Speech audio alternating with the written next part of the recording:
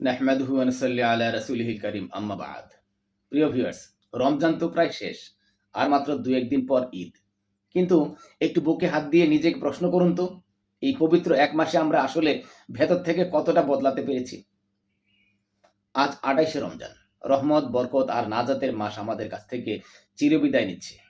রমজানে আমরা যে নামাজ, তেলাওয়াত আর তাহাজ্জুদের সুন্দর অভ্যাস গড়ে তুলেছি, ঈদের চাঁদ ওঠার সাথে সাথেই কি তা শেষ হয়ে যাবে?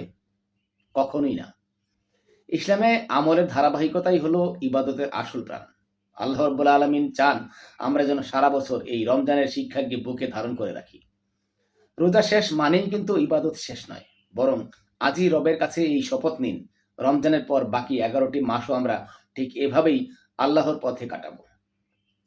রমজানের ইবাদত করাটা যেমন ফজিলতের, রমজানের পর সেই আমলগুলো সারা বছর ধরে রাখাটাও হলো একজন মুমিনের সবচেয়ে বড় সফলতা।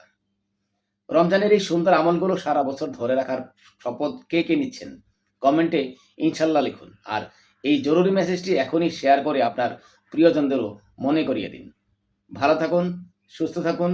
ওমা তৌফিক ইল্লা বিল্লাহ। আসসালামু আলাইকুম রাহমাতুল্লাহ।